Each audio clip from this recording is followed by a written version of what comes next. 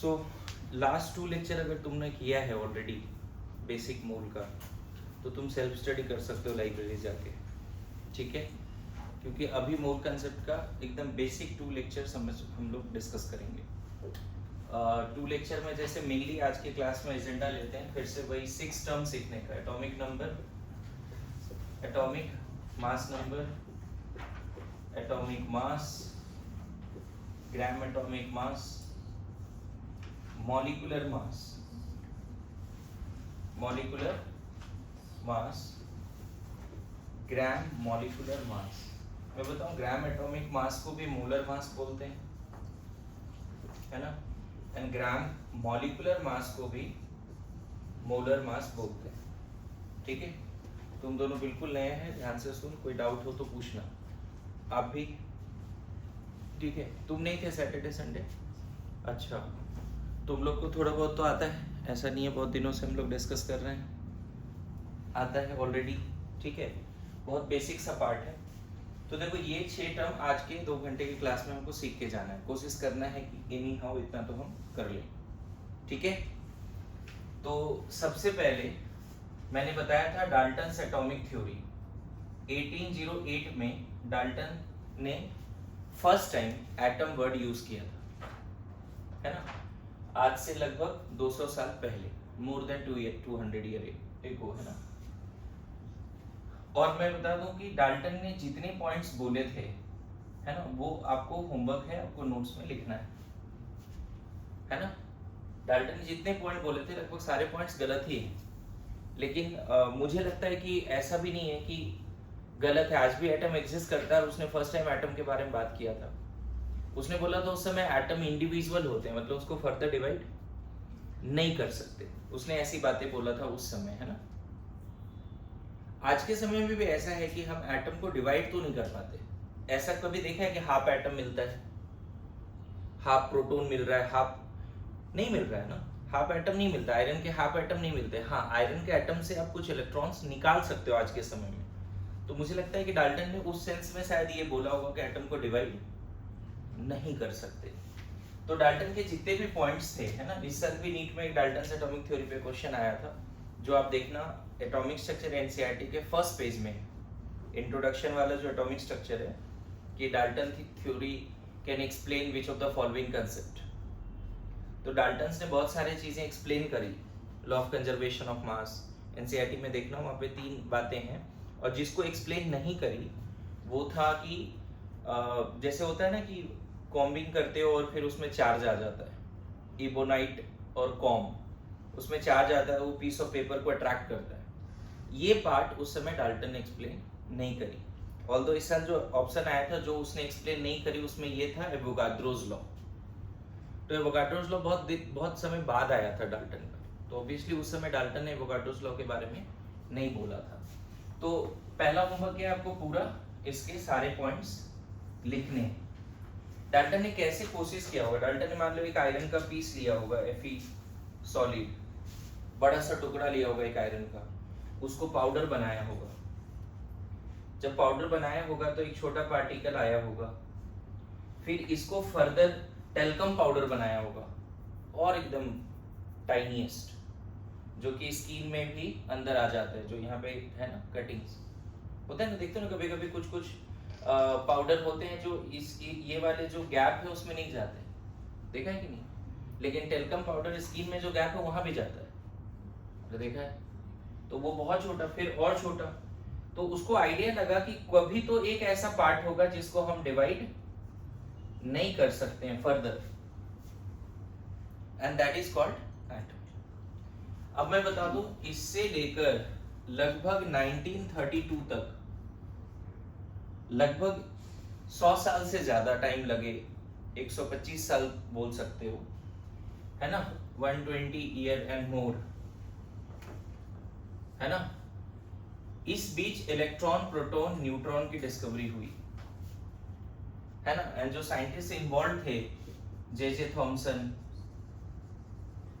है ना, Goldstein, Chadwick, है ना। उसके बाद और भी साइंटिस्ट थे, मूलिकेन, मूलिकेन, रदरफोर्ड, है ना, फिर बोल सकते हो बोर। इन सब ने मिलके इलेक्ट्रॉन प्रोटॉन न्यूट्रॉन की डिस्कवरी भी करी, साथ साथ how this particles are inside the atom, that is atomic model के बारे में भी बात करा इन सब ने मिलके। किसी ने अपने लाइफ का रिसर्च का 20 ईयर दिया होगा, 30 ईयर दिया होगा, 40 ईयर दिया होगा, एंड देन फाइनली, है ना, डाल्टन्स एटॉमिक थ्योरी थोड़ा मॉडिफाई हुआ और बाद में बोला गया atom is made up of electron, neutron and proton. और ये समझो कि 1932 के बाद आज अभी 2025 है, अभी भी हम यही मानते हैं कि electron is made up of क्या, बोलो। अगर कुछ गलत होता तो अभी साइंस इतना आगे है कि चीजें बदल जाती है। अगर इलेक्ट्रॉन के अंदर भी कुछ है, प्रोटॉन के अंदर भी कुछ है, न्यूट्रॉन के अंदर भी कुछ है, तो वो आ जाता है ना। ऑल्दो ऐसा बोला जाता है अभी के समय में कि सब एटॉमिक पार्टिकल सिर्फ इलेक्ट्रॉन, प्रोटॉन, न्यूट्रॉन नहीं है, बहुत सारे अदर पार्टिकल्स भी हैं। बोला जाता है मोर देन 34 सब एटॉमिक पार्टिकल्स। लेकिन still up to 11th-12th standard आपको क्या मानना है कि इलेक्ट्रॉन, प्रोटॉन, न्यूट्रॉन ही क्या है, फंडामेंटल पार्टिकल है। नाउ कोई बता सकता है यहाँ पे फंडामेंटल का क्या मतलब है? एनीवन? यहाँ पे फंडामेंटल का क्या मतलब है, बोलो। फंडामेंटल का यहाँ पे मतलब है कि इससे हाफ पॉसिबल नहीं है। मतलब सबसे छोटा पार्टिकल इलेक्ट्रॉन है मान लो, और इलेक्ट्रॉन्स का हाफ इलेक्ट्रॉन पॉसिबल नहीं है। डेसिमल में इलेक्ट्रॉन नहीं हो सकता, डेसिमल में प्रोटॉन नहीं हो सकता, न्यूट्रॉन नहीं हो सकता। समझ में आ रहा है क्या बोल रहा हूँ? यहाँ फंडामेंटल का क्या मतलब है, बोलो। जैसे मान लो कि इंडिया में सिर्फ 1 रुपीज का कॉइन ही चल रहा है और कोई बोलता है मेरे पास 5.5 कॉइन है, तो मानोगे ये बात? 1 रुपीज का ही चल रहा है तो 5.5 कैसे आया? कॉइन्स हमेशा क्या होगा, इंटीग्रल मल्टीपल में होगा, पॉजिटिव इंटीजर होगा। उसी तरह किसी भी एटम के अंदर, अर्थ पे तो ऐसा कोई एटम पॉसिबल ही नहीं है जिसमें 5.5 प्रोटॉन है। समझ गए? अब ये भी हाइपोथेसिस में ऐसा हो सकता है, जैसे कोई मिल गया का जादू, मान लो कोई एटम लेके आया अपने प्लैनेट से जिसमें एटॉमिक नंबर 5.5 है, लेकिन अर्थ पे ये पॉसिबल नहीं है। किसी भी एटम के अंदर इलेक्ट्रॉन, प्रोटॉन, न्यूट्रॉन होगा और 1 2 3 4 5 ऐसे होगा। 0 से शायद नेचुरल नंबर स्टार्ट होता है और होल नंबर 1 से। तो एटॉमिक नंबर जो इलेक्ट्रॉन, न्यूट्रॉन, प्रोटॉन है वो हमेशा क्या होगा, पॉजिटिव इंटीजर होगा, होल नंबर होगा। ध्यान रखोगे? बढ़िया। तो अभी के समय में हमें क्या पता चल गया बच्चे कि इलेक्ट्रॉन, प्रोटॉन और न्यूट्रॉन से क्या बना है, एटम बना है। और ये सारे साइंटिस्ट ने मिलके क्या बोला कि एटम क्या होता है, स्फेरिकल होता है ना। देखो ये बैकअप क्लास है, आप भी जान रहे हो, मेन क्लास में एटॉमिक स्ट्रक्चर चल रहा है, आपको ये पता है। तो एटॉमिक स्ट्रक्चर में हमने बात किया, रदरफोर्ड स्कैटरिंग एक्सपेरिमेंट में बात किया है। न्यूक्लियस का क्रेडिट किसको जाता है, न्यूक्लियस का क्रेडिट किसको जाता है, रदरफोर्ड को। एटम के अंदर न्यूक्लियस होता है, ये किसने बोला था फर्स्ट टाइम? अभी शायद तुमने tab test, weekly tab test दिया तो उसमें क्वेश्चन था, नहीं था क्या एटॉमिक स्ट्रक्चर? अच्छा नहीं, हमने सिर्फ केमिकल इक्वेशन वाले क्वेश्चन डाले थे। तुम्हारे टेस्ट में नहीं, किसी के टेस्ट में नहीं था, कोई नहीं। तो एटम के अंदर न्यूक्लियस होता है, किसने बोला था? रदरफोर्ड ने। एटम स्फेरिकल होता है, अंदर न्यूक्लियस होता है और उसके चारों तरफ, न्यूक्लियस में क्या क्या होता है, प्रोटॉन और न्यूट्रॉन, और उसके चारों तरफ क्या रोटेट करता है, इलेक्ट्रॉन्स। ये मतलब मान के चलो 120 साल लगे आफ्टर डाल्टन और पता चल गया। अभी के समय में हम इसको एज ए फैक्ट लेके आगे बढ़ेंगे। क्लियर है? तुम्हें ये नहीं सोचना है कि एक इलेक्ट्रॉन, मैं बताऊं, मैं 15 साल से पढ़ा रहा हूं, मैंने आज तक एक एटम नहीं देखे सिंगल आइसोलेटेड। बहुत लोगों ने नहीं देखे हैं, जितने लोग नीट में सिलेक्ट हुए उसने भी नहीं देखे, जो डॉक्टर बन गए, इंजीनियर बन गए, उसने भी नहीं देखे। लेकिन उन्होंने मान लिया कि हाँ एटम होता है, तुम भी मान लो, बात खत्म। अरे समझ गया? इलेक्ट्रॉन, प्रोटॉन, न्यूट्रॉन भी हमने नहीं देखे हैं। ऐसा नहीं कि नहीं देखे हैं, कलेक्शन ऑफ एटम साथ में देखे हैं। तुम आसपास देखो, जितने भी सब्सटेंस है, कंपाउंड है, वो एटम से ही तो बने। लेकिन तुम बोलोगे एक आइसोलेटेड एटम नहीं देखे, तुम्हें बोलो एक आइसोलेटेड वाटर मॉलिक्यूल, बोलेंगे नहीं देखे, लेकिन वाटर तो है या नहीं? एक मॉलिक्यूल नहीं देखा तुमने, लेकिन है या नहीं? तो चीजें है, बस एक आइसोलेटेड फॉर्म में तुमने चीजें नहीं देखा है। तो यहां तक समझ गए? फटाफट लिखो इसको जल्दी, कोई। सो पहला होमवर्क डाल्टन एटॉमिक थ्योरी, उसके सारे पॉइंट्स ढंग से लिखने हैं, तो एनसीईआरटी और जितने भी मॉड्यूल्स हैं हर जगह से। उसके बाद दूसरा होमवर्क है इन सारे साइंटिस्ट के बारे में थोड़ा थोड़ा पढ़िए कि how J Thomson discovered electron, है ना? How Rutherford, what is all about Rutherford's scattering experiment, what is cathode ray experiment, what is anode रे एक्सपेरिमेंट, है ना? बोला जाता है न्यूट्रॉन की डिस्कवरी ना न्यूक्लियर रिएक्शन की वजह से हुई। ठीक है, जल्दी लिखिए, क्विक, ज्यादा टाइम नहीं लेंगे लिखने का, जल्दी लिखिए।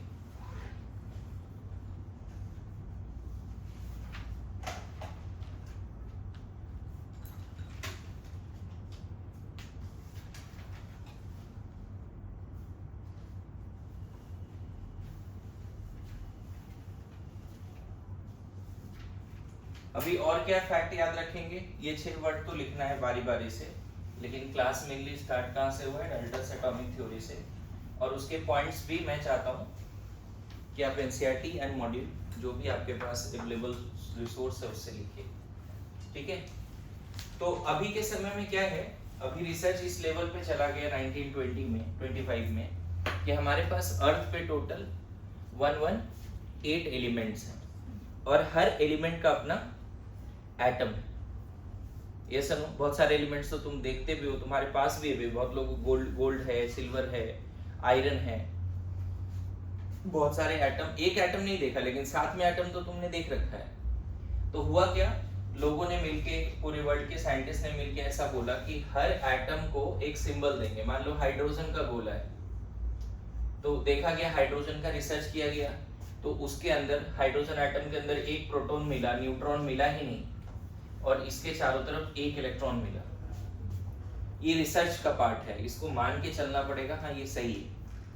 बाद में इस गोले को सिंबल दिया H और इसको 1-1 भी लिखा गया। अब ये 1-1 क्या है बताता हूँ। फिर हीलियम एटम, वो भी स्फेरिकल है, प्रोटॉन 2 है, न्यूट्रॉन 2 है और चारों तरफ इलेक्ट्रॉन भी 2 है, हीलियम। तो इसको नाम दिया गया He24। मतलब हर स्फेरिकल एटम को एक सिंबल दिया गया और उस सिंबल के बगल में कुछ नंबर्स भी लिखे गए। अब ये नंबर बताता क्या है, इसी पे डिस्कशन है अभी। ये नंबर, जो नीचे नंबर दिख रहा है वो एटॉमिक नंबर है और जो ऊपर दिख रहा है वो एटॉमिक मास नंबर है। Atomic number and atomic mass number, है ना? तो इन शॉर्ट, जो मैंने बोला ना अभी अर्थ पे कितने एलिमेंट्स हैं, कितने डिफरेंट आइटम्स हैं, 118।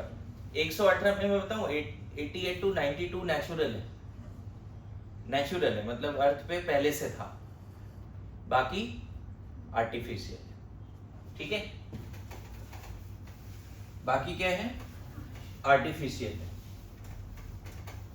तो हुआ क्या, हर एटम को कोई, मान लो कोई रैंडम गोला है, तो इसको सिंबल क्या दिया गया, हमें नहीं पता क्या है, सिंबल X दिया गया और यहाँ पे Z और A लिखा गया ऐसे। एनी एटम, कोई एटम है स्फेरिकल, एनी एटम, ऐसा माना गया। अच्छा एक चीज और बता दूं, ये तो चलो ठीक है 118 एटम है और वो स्फेरिकल है एंड ऑल दैट, वो सब तो सही बात है, लेकिन मैंने बोला ना 120 साल से ज्यादा टाइम लगे और ये सारे साइंटिस्ट ने इलेक्ट्रॉन, प्रोटॉन, न्यूट्रॉन एटम के अंदर होता है और ये फंडामेंटल पार्टिकल है। सिर्फ यही नहीं बताया, इन सारे पार्टिकल का चार्ज भी बताया, -1.6 × 10⁻⁻19 कूलम, +1.6 × 10⁻⁻19 कूलम एंड 0।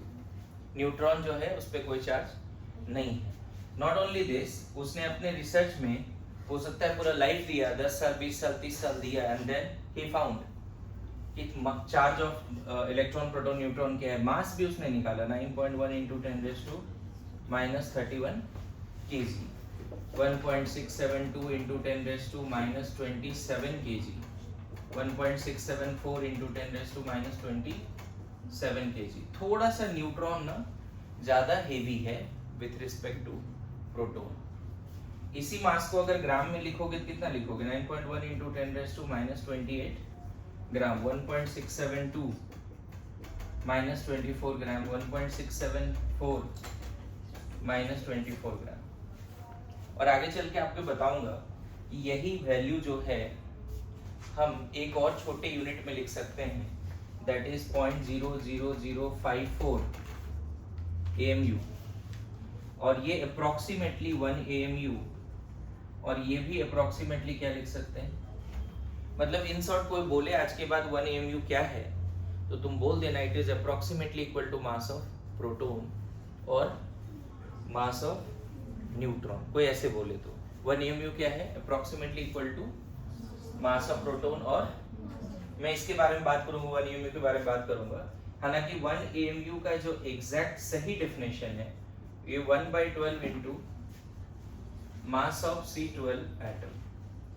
C12 मतलब कार्बन के आइसोटोप्स होते हैं। अच्छा, इस क्लास में आज ही घर जाके 2-4 और होमवर्क करना है कि जैसे आइसोटोप क्या है, आइसोबार क्या है, आइसोडाइफर क्या है, आइसोइलेक्ट्रिक क्या है, आइसोटोन क्या है, ये सारे होमवर्क आज के आज करने हैं, उसके डेफिनेशंस लिखने हैं, है ना। मैं बताऊं, इस साल तो डाल्टन पे आया था, इससे पहले वाले साल में आइसोटोप के बारे में एक लाइन आया था, है ना, कि isotopes have same physical property but different chemical property. क्या लगता है, ट्रू लाइन है? सही है। Same physical property but different chemical property. अब देखो, अपने आप गेस करने कि सर सही है गलत है, पता होना चाहिए ना आइसोटोप क्या है, तभी तो आंसर करेगा। ऐसे कैसे?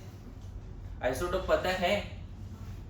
आइसोटोप में बोला जाता है कि atomic number same but mass number different, यही ना। मास नंबर डिफर कर गया मतलब मास डिफर कर गया, मेरे पास में isotopes will have different mass, isotope will have same proton but different neutrons. तो फिजिकल प्रॉपर्टी डेफिनेटली क्या होगा आइसोटोप का? डिफरेंट होगा ना बच्चे, मास बदल गया। Physical property is all about mass. Isotopes में प्रोटॉन और इलेक्ट्रॉन नहीं बदलते, क्या बदलते हैं? न्यूट्रॉन। न्यूट्रॉन न्यूट्रल पार्टिकल, और केमिकल रिएक्शन में क्या न्यूट्रॉन पार्टिसिपेट करता है? नहीं। केमिकल रिएक्शन में क्या पार्टिसिपेट करता है? इलेक्ट्रॉन। इलेक्ट्रॉन बदला ही नहीं, इलेक्ट्रॉनिक कॉन्फ़िगरेशन बदला ही नहीं, तो हम बोलेंगे chemical properties of isotopes are almost same, physical property differs. तो यहाँ जैसे गाइड कर रहा हूँ ना, उस तरह से आपको तैयार करना है। आइसोटोप क्या है, आइसोटोन क्या है, आइसोडाइफर क्या है, समझ में? ये ना हो सकता है कोई एटॉमिक स्ट्रक्चर वाले चैप्टर में ना मिले, सॉरी मोल कंसेप्ट वाले चैप्टर में ये ना मिले सारे डेफिनेशन, लेकिन एटॉमिक स्ट्रक्चर के चैप्टर में स्टार्टिंग में ही सारे डेफिनेशन है। आप देखो अभी जो यूरो का जो नया मॉड्यूल आया उसमें एटॉमिक स्ट्रक्चर में शुरू में लिखा हुआ है ना, मिला है मॉड्यूल ना? ठीक है, तो 1A में थोड़ा बहुत समझ में आया।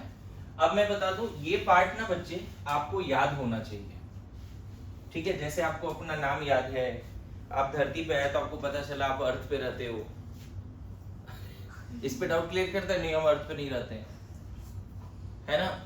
अच्छा, दूसरा, ये सारे पार्टिकल किसी ने नहीं देखा, लेकिन उन साइंटिस्ट का विजुअलाइजेशन है, इमेजिनेशन है, साइंस है, जिसकी वजह से ये सब आए। एक्चुअल में साइंस है। अभी क्या है, कोई अर्थ से सन पे तो गया नहीं, लेकिन वो डिस्टेंस पता है। तो बहुत बार ऐसा होता है कि प्रॉपरली क्या टेप लेके मैं मेजर करूं क्या? साइंस है, उसके बेसिस पे कैलकुलेट होता है। तो डाउट नहीं क्रिएट करना है कैसे आया, मान लेना है, because these are facts, these are facts. बदलना होता तो मैं बताया 1932 के बाद लगभग 100 साल निकल गए, अभी कहां बदला ये चीज? बदलना होता तो बदल जाता ना, साइंस अभी इतना आगे। तो ये फैक्ट है और ये सच्चाई है, ये नहीं बदलेगा, कम से कम तुम्हारे नीट एग्जाम तक तो नहीं बदलेगा, समझ गया ना। तो वहां तक याद कर लेना। आगे बढ़े, लिखो वैल्यूज लिखो। तो हर एटम स्फेरिकल होता है, ठीक है, जल्दी।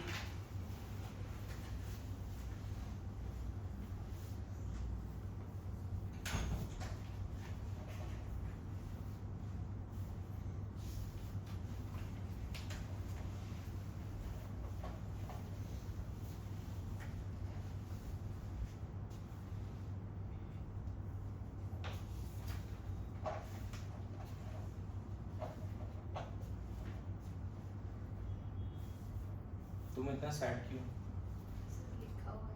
हाँ लेकिन सेट क्यों, मैं ये पूछ, ठीक।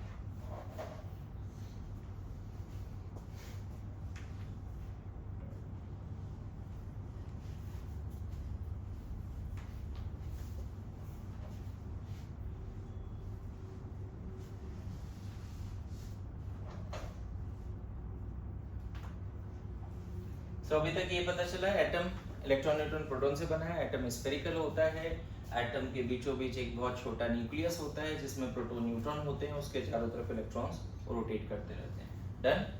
और कुछ साइंटिस्ट ने मिलकर अपने लाइफ दिए और ये सारी चीजें बता के गए, हमें एनी हाउ रखना है इसको। इसको ऐसा ही सिंपल लो, जैसे आज तुम्हारा मास पता है तुम्हें 50 kg है, उसी तरह इलेक्ट्रॉन का मास ही है, सेम। बहुत टेंशन नहीं लेना है ना। तुम्हारा मास 40 kg, 50 kg, 60 kg, इसमें कुछ समझने वाली बात है तो है।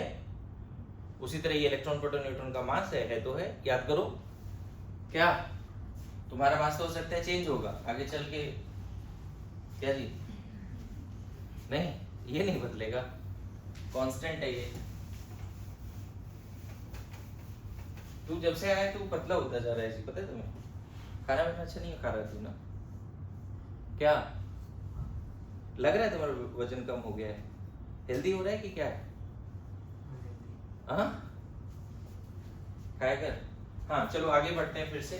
तो हमने बोला एटॉमिक नंबर क्या है, मैंने अभी जस्ट बोला एटम का सिंबल क्या है, जेड और ए, राइट। एक्स सिंबल है, जेड एटॉमिक नंबर है, और ये एटॉमिक मास नंबर है। तो एटॉमिक पहला टर्म जो आज की क्लास में मैंने प्रॉमिस किया है कि इसको सीखना है, एटॉमिक नंबर, कल डिफिनेशन भी नहीं बता पा रहे थे लोग। इट इज नंबर ऑफ क्या, प्रोटॉन्स, है ना, प्रेजेंट इन द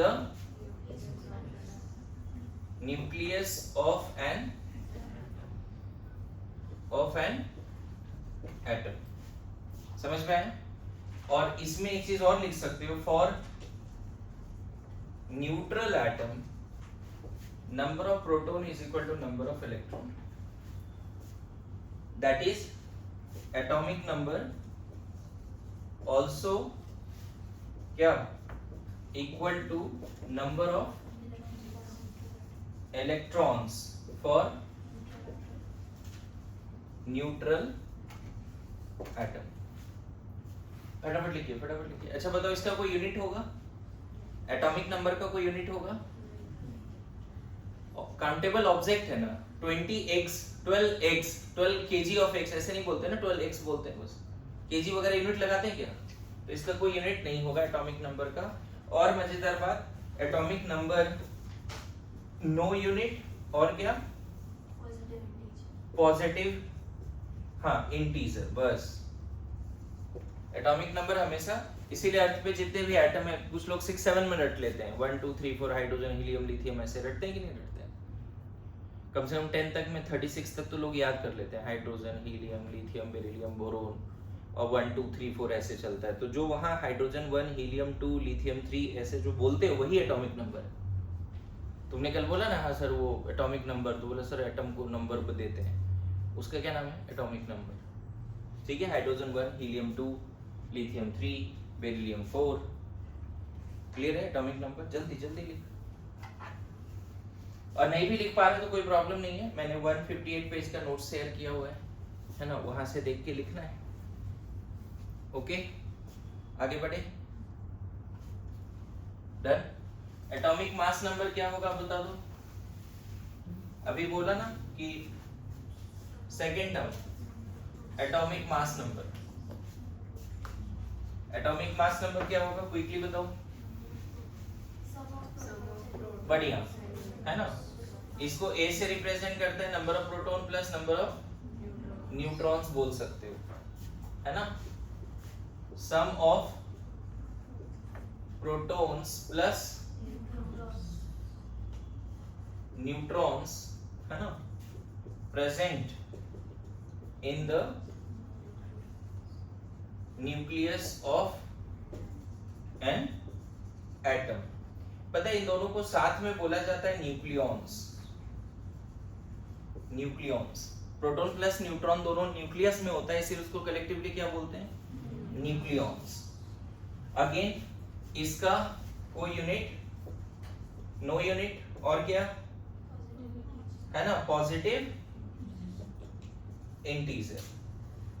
मैं बताऊं, एक चीज याद रखना, हर एटम का एटॉमिक मास नंबर कुछ वैल्यू होगा, लेकिन अगर उस एटम का आइसोटोप्स है तो सेम एटम का एटॉमिक मास नंबर 2 हो सकता है। एटॉमिक नंबर चेंज नहीं होगा, लेकिन एटॉमिक मास नंबर क्या होगा?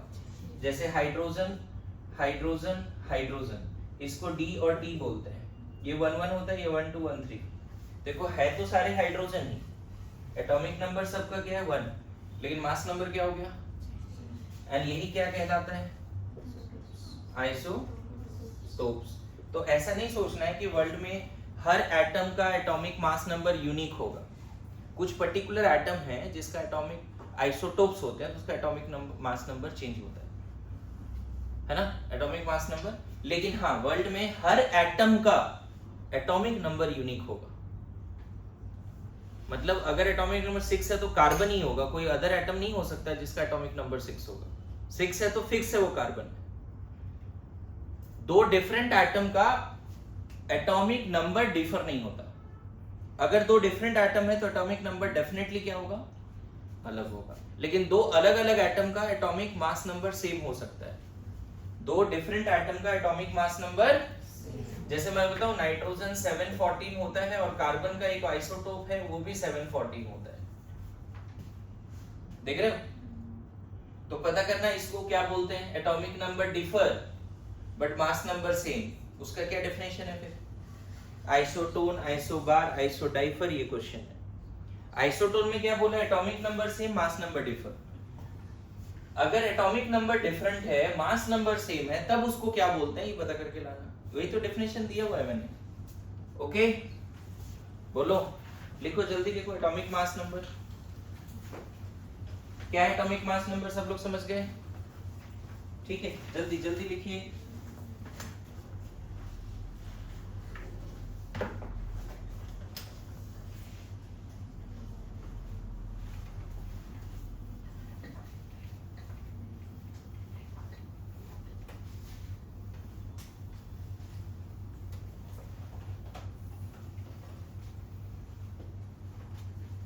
ठीक है, आगे बढ़े। सबने लिख लिया? इसको भी हटा दो जी, अगर लिख लिया हो तो बढ़िया। अब देखो, सिर्फ ये दो चीज का ज्ञान अगर है तो तुम क्या क्या बता सकते हो वो समझना। अगर सिर्फ तुम्हें एटॉमिक नंबर और मास नंबर आता है तो क्या बता सकते हो? जैसे किसी एटम का Z और A आता है तो नंबर ऑफ प्रोटॉन कितना बोलोगे? Z। नंबर ऑफ इलेक्ट्रॉन भी Z बोलोगे, लेकिन number of neutron A minus Z बोलोगे, ऐसे लिखना है। If you know the atomic number and mass number, you have electron, proton, neutron inside that atom, है ना, न्यूट्रल है तो। जैसे फॉर एग्जांपल एल्युमिनियम 1327 है, मैंने तुम्हें आंसर दे के आंसर पूछा है, एटॉमिक नंबर मास नंबर दिया हुआ है, बोलता है इलेक्ट्रॉन बताओ, प्रोटॉन बताओ, न्यूट्रॉन बताओ। तो जो यहाँ पे है वही तो एटॉमिक नंबर है, और एटॉमिक नंबर प्रोटॉन के बराबर होता है। और अगर न्यूट्रल एटम है तो प्रोटॉन और इलेक्ट्रॉन दोनों बराबर होता है। और न्यूट्रॉन जब भी निकालना है, दिस माइनस दिस करो, कितना हो जाएगा? 14। बोलो, है ना। मान लो मैंने यहाँ पे लिख दिया sodium 1123, atomic number sorry, atomic number तो पता ही है, मास नंबर तो पता ही है, वो अलग से पूछने की जरूरत नहीं है। इलेक्ट्रॉन, प्रोटॉन, न्यूट्रॉन बताओ। इलेक्ट्रॉन 11, प्रोटॉन 11, न्यूट्रल है तो, और ये दिस माइनस दिस। पता है एल्युमिनियम के एक गोले के अंदर क्या पता है हमें? प्रोटॉन 13, न्यूट्रॉन 14 न्यूक्लियस में, और चारों तरफ कितने इलेक्ट्रॉन घूम रहे हैं? 13। सोडियम के एक गोले के अंदर प्रोटॉन कितना? 11, न्यूट्रॉन 12, और चारों तरफ कितने इलेक्ट्रॉन घूम रहे हैं? 11। बस इतना ध्यान में रखो। If you know the atomic number and mass number, you have the fundamental particles of the atom present inside that atom or that gola. बोलो यस, आ रहा है समझ में? तुम दोनों बताओ। फर्स्ट टाइम, बहुत बेसिक से, 9th में भी बच्चे ये सीख के रखते हैं, है ना। ठीक है, लिखो जल्दी लिखो। अभी क्या है, यहाँ पे एक टेबल भी बनाएंगे, ठीक है, 118 एलिमेंट यहीं पे बना लेंगे एक टेबल, कि हमें बाद में रटने का जरूरत नहीं है, अगर मान लो कोई याद नहीं आया तो देख लेंगे, ठीक है। हटा दें इसको। Done everybody. जो पहला क्लास हो तो पूरा लिखो, कुछ लोग रिवीजन के लिए बैठे हैं, सबको देख के मत करो, ठीक है। Okay, so table is all about क्या, एक ऐसा टेबल बनाओ। अच्छा आज देखना घर पे अगर स्टडी टेबल के सामने एक मॉडर्न पीरियोडिक टेबल रखो, मॉडर्न पीरियोडिक टेबल जब देखोगे ना तो वहां पे देखना आयरन ऐसे लिखा होगा सिंबल, इधर 26 लिखा होगा, यहाँ 55.85 लिखा होगा।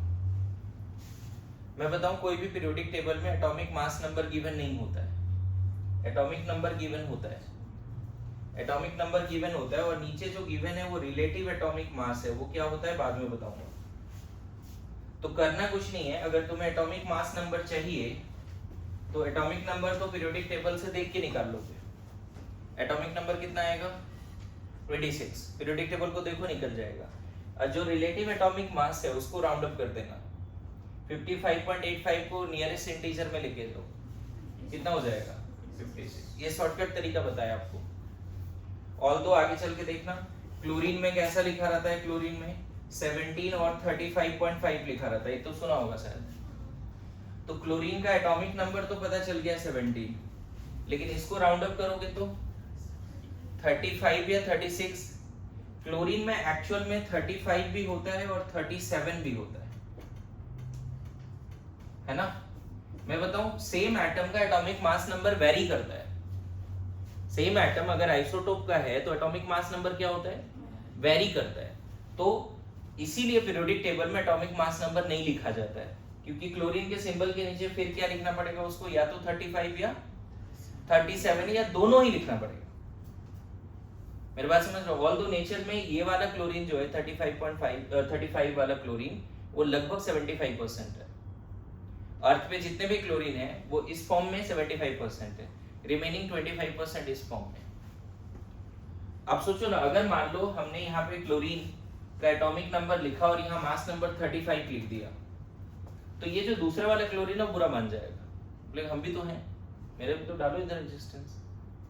अरे ऐसा नो, इसीलिए एटॉमिक पीरियोडिक टेबल में एटॉमिक मास नंबर लिखते ही क्या लिखते हैं, एटॉमिक नंबर लिखते हैं, क्योंकि वो यूनिक है हमने बताया, और रिलेटिव एटॉमिक मास लिखते हैं। तो आप आज जाके पीरियोडिक टेबल देखकर जो रिलेटिव एटॉमिक मास है उसको राउंड अप कर देना, तो क्या मिल जाएगा, एटॉमिक मास नंबर। अब हो सकता है तुम्हें एटॉमिक मास नंबर कहीं नहीं दिखे, तो आप जो एटॉमिक मास है, जो रिलेटिव एटॉमिक मास है उसको राउंड अप कर देना, जो एवरेज एटॉमिक मास है उसको राउंड अप कर देना, चलेगा। बोलो। तो एक टेबल क्या बनाना है होमवर्क में, एक टेबल ये बनाना है, यहाँ पे लिखना है एलिमेंट का नाम, सिंबल है ना, atomic number, atomic mass number, electron, proton, neutron, 2 column और छोड़ना, atomic mass and gram atomic mass का, ये आगे मैं क्लियर करूंगा।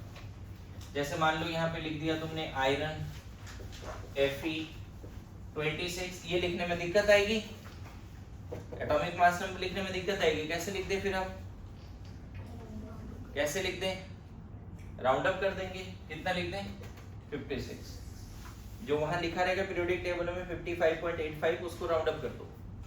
अब बताओ इलेक्ट्रॉन कितना, न्यूट्रल है तो, और इन दोनों का डिफरेंस, वो दोनों वर्ड क्या है अभी सिखा दूंगा, ठीक है। फिलहाल इतना तो लिख पाएंगे।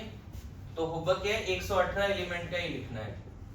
118 नहीं लिख रहे हो तो कम से कम 50 तक तो कंटिन्यूअस लिखो, और 10, 20, 30 जो फेमस वाले हैं जैसे प्लेटिनम, गोल्ड, मरकरी, वो लिख लेना। 50 तक कंटिन्यूअस लिखो, इवन जेनॉन तक कंटिन्यूअस लिखो 54 तक, और उसके बाद जो फेमस है वो लिख लेना। कम से कम नेचुरल वाले तो सारे लिखो।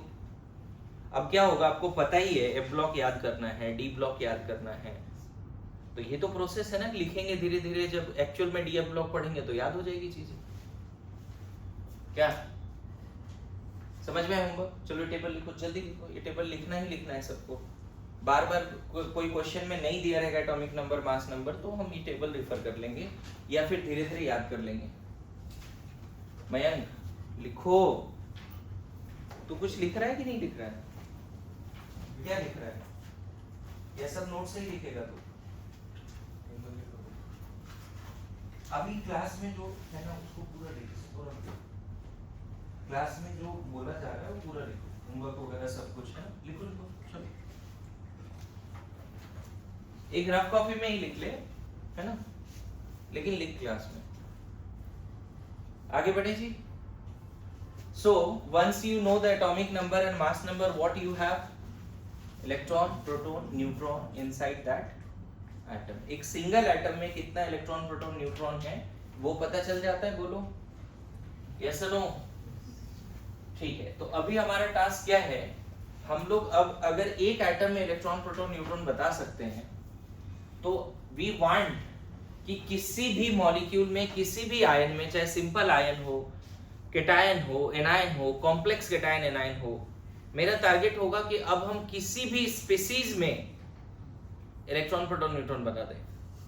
अगर एक गोले में बता पा रहे हैं, एक एटम में, है ना, डिफरेंट 4-5 गोला एक साथ है तो उसमें भी बताने आना चाहिए। क्लियर है? तो सबसे पहले हम यहाँ थोड़ा बात करते हैं आयंस का।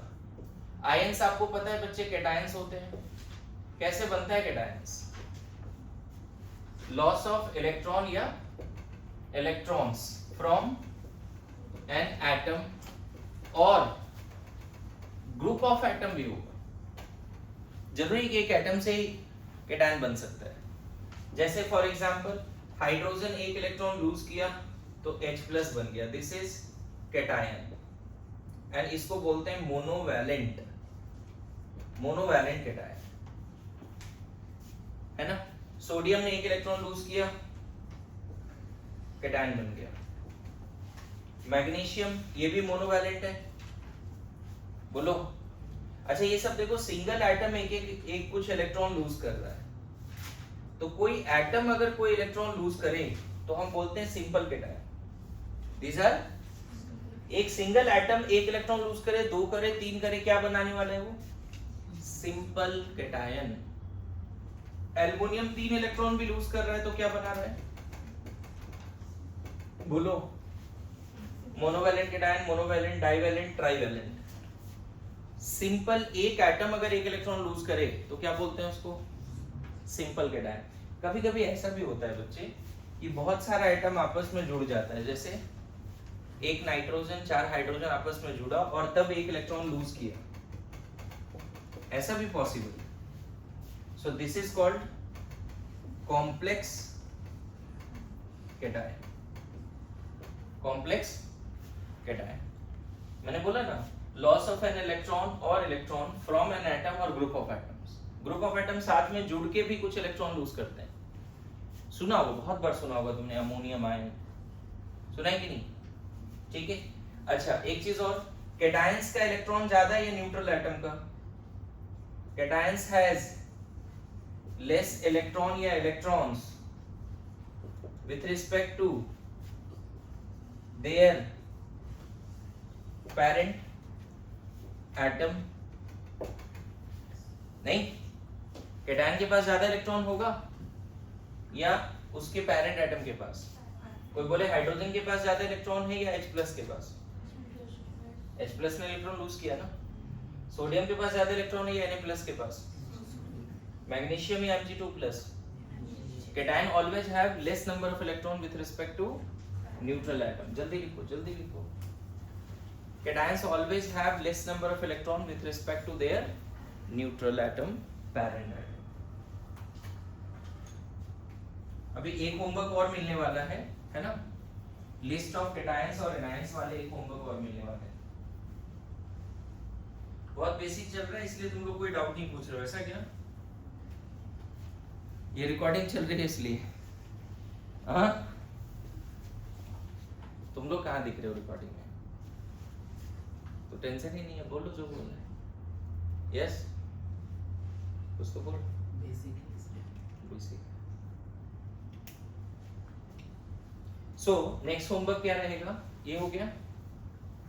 देखो हम अभी क्या बोले आपको कि हमें ये चाहिए कि हम न्यूट्रल एटम पे तो इलेक्ट्रॉन न्यूट्रॉन प्रोटॉन बता देते हैं, हमें आयंस में भी इलेक्ट्रॉन प्रोटॉन न्यूट्रॉन सीखना पड़ेगा या किसी मॉलिक्यूल में सीखना पड़ेगा। तो पहले ये तो समझे आयन होता क्या है, तभी तो हम आयन के बारे में बात करेंगे ना। बोलो।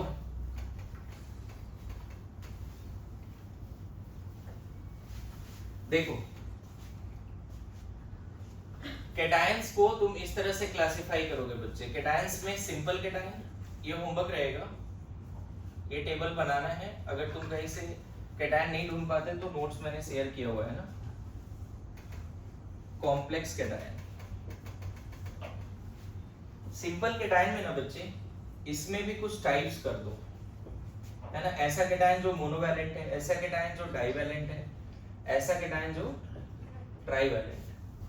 तो सिंपल मोनोवैलेंट कैटायन का एग्जांपल जैसे H+, Na+, K+, नहीं Tl+, इसके लिस्ट बनाने हैं। जितने भी सिंपल मोनोवैलेंट कैटायन मिले 10, 20, 50 सब एक जगह रखना है और उसके नाम भी रखने हैं। डाइवैलेंट में Mg+2, Fe+2, जैसे ये तो मैग्नीशियम आयन है लेकिन ये फेरस आयन, नाम रखना है। ये क्या है? फेरस, है ना। और यहीं पे अगर Fe+3 है तो फेरिक आयन है। पता है Cu+ है तो क्यूप्रस आयन है, Cu+2 है तो क्यूप्रिक आयन है। मेरी बात आ रही समझ में? तो सिंपल मोनोवैलेंट कैटायन का list with their name, divalent cation का list with their name, at least जो जेईई और नीट सिलेबस में है। तुम्हें कैसे मिल सकता है ये चीजें? मान लो किसी बुक में मिल गया, 9, 10, 11, 12 के बुक में मिल गया लिस्ट ऑफ कैटायन 9, या फिर एक जगह पे लिस्ट चाहिए तो आप गूगल भी कर सकते हो, चैट जीपीटी भी कर सकते हो कि वहां पे बस ये कमांड दो, list of cation anion for JEE and NEET syllabus, PDF, last में पीडीएफ डाल देना तो डायरेक्ट पीडीएफ आ जाएगा। मान लो किसी एक बुक में नहीं मिल रहा है और उतना भी खोजने की जरूरत नहीं है, हमने ऑलरेडी 158 पेज वाले नोट्स में डाल रखे हैं। तो you have to go and write all the, मतलब अभी याद हो गया सारे आयन तो तकलीफ कम होगा आगे चल के। कॉम्प्लेक्स में भी कैसे? सिंपल मोनोवैलेंट कॉम्प्लेक्स कैटायन, देखो अमोनियम आयन, हाइड्रोनियम आयन, है ना। कॉम्प्लेक्स ग्रुप ऑफ एटम्स साथ में फिर कुछ plus, group of atom nitrosonium ion, nitronium ion, बहुत तरह के एग्जांपल होंगे, you have lots of example, है ना। डाइवैलेंट में तुम ऐसे भी लिख सकते हो CuNH3 कॉम्प्लेक्स वाला लिख दो +2, ऐसे लिख सकते हो, ये कॉम्प्लेक्स डाइवैलेंट कैटायन है। ऐसे भी लिख सकते हो CONH3 6 +3। So write some few examples of complex cations also. Okay? बोलो, लिखो जल्दी, ये होमवर्क रहेगा फिर से। जितना ज्यादा कैटायन एनायन कवर कर सकते हो कवर करो, ठीक है।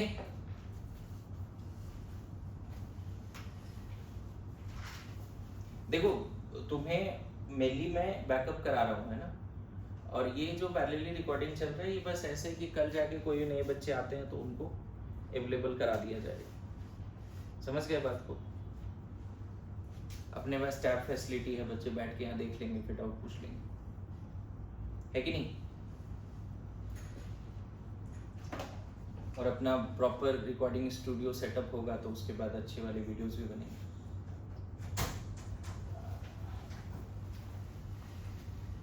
ठीक है, आगे बढ़े।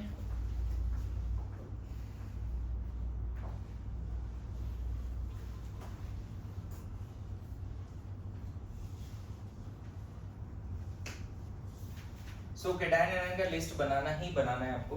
अच्छा आइडिया रहेगा कॉम्प्लेक्स कैटायन क्या होता है, सिंपल कैटायन क्या होता है सबको? सिंपल किसी एटम पे प्लस है तो simple cation, group of atom साथ में है because of the covalent bonding. पता है यहाँ नाइट्रोजन हाइड्रोजन साथ में बिकॉज ऑफ कोवेलेंट बॉन्डिंग, और फिर उसने कुछ इलेक्ट्रॉन लूज किया ना।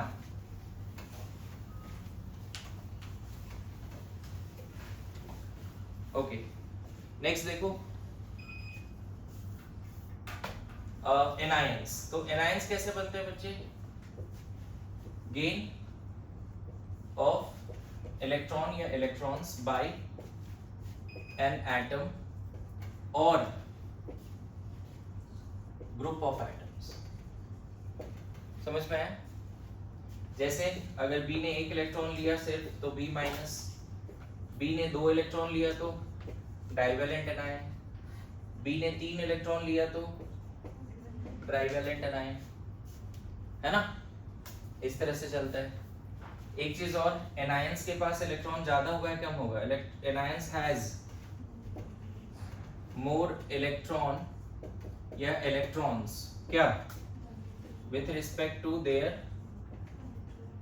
पेरेंट वन, बोलो होगा? फिर से यहाँ पे वही काम है आपको, एनायंस का लिस्ट बनाना। कैसा? Simple anion and complex anion. समझ में आ रहा है? सिंपल एनायन लाइक, सिंपल में भी 3 टाइप कम से कम करो, है ना? Cl minus, Br minus, simple monovalent anion, oxide, है ना? सिंपल डाइवैलेंट एनायन, फिर यहाँ N-3 रख सकते हो, सिंपल ट्राइवैलेंट एनायन। कॉम्प्लेक्स में भी तुम टाइप कर सकते हो बच्चे, जैसे nitrate, complex monovalent anion, OH minus ion, एक N 3 O जुड़ा और फिर 1 इलेक्ट्रॉन गेन भी किया, एक O और एक H जुड़ा, 1 इलेक्ट्रॉन गेन किया, है ना? कार्बोनेट आयन, सल्फेट आयन, है ना? ट्राइवैलेंट में phosphate ion. So you have to make a list of at least, है ना? हो सकता है इस लिस्ट में 50 से 100 तक आ जाए। कॉम्प्लेक्स एनायन भरे पड़े हैं ना, साइनाइड आयन, जितने न्यूक्लियोफाइल्स हैं। कोऑर्डिनेशन केमिस्ट्री याद है किसी को? स्पेशली रिपीटर बैच में कोऑर्डिनेशन केमिस्ट्री में लिगैंड्स बोलते हैं, उसमें देखो जाके बहुत मिलेंगे, है ना? और जो लोग 11 के बच्चे हैं उनको पता है 9-10 में भी आयंस पढ़ा है, एसिड बेस सॉल्ट, तो पढ़ा है एसिड बेस सॉल्ट, तो उसमें आयंस थे। मतलब अभी क्लास में मैं बोलूं कि ऑक्सिलेट आयन लिखो तो तुमको पता होना चाहिए ऑक्सिलेट आयन क्या होता है, और नहीं पता है तो कम से कम ये कॉन्फिडेंस रहेगा कि मेरे पास लिखा हुआ है, हम देख लेंगे।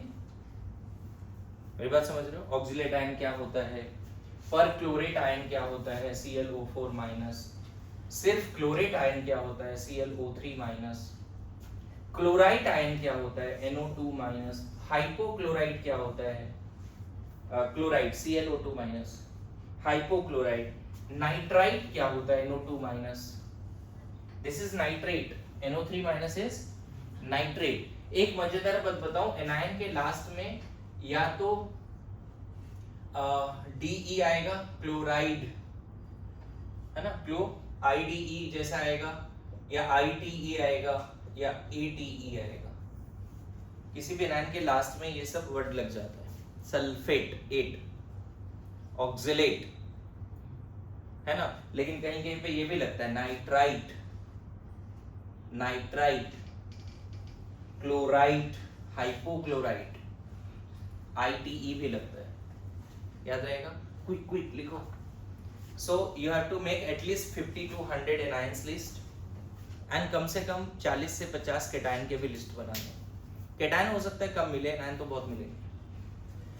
केटायन हो सकता है कम मिले, एनायन बहुत मिलेंगे। लिखो जल्दी लिखो।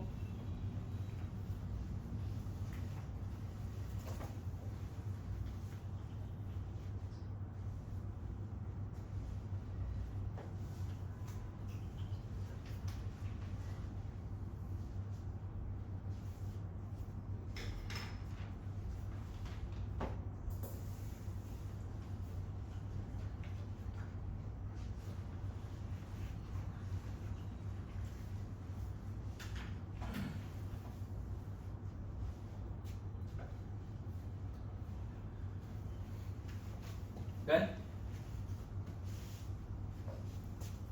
ये लिस्ट बनाने हैं बच्चे, है ना? ओके,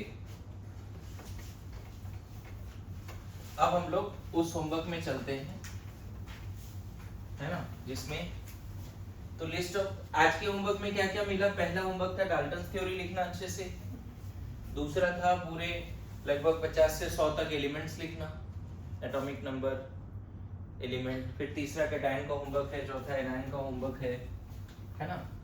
अब कैटायन एनायन जब तुमने कर ही लिया है तो एक और होमवर्क यहाँ पे देना चाहता हूँ, सॉल्ट। सॉल्ट लिखना है कम से कम 100 से ज्यादा। जैसे मैं अभी बोलूं क्लास में किसी को भी कि मुझे बताओ मैग्नीशियम नाइट्राइड का फॉर्मूला लिख के दिखाओ, मैग्नीशियम नाइट्राइड लिखो, right everybody, right, magnesium nitride, magnesium nitride लिख के दिखाइए मैडम, मैग्नीशियम नाइट्राइड आता है तो लिख के दिखाओ, मैग्नीशियम नाइट्राइड लिख के दिखा, मैग्नीशियम नाइट्राइड। सिर्फ ऐसी कर, हवा ले रहा तू, मैग्नीशियम नाइट्राइड।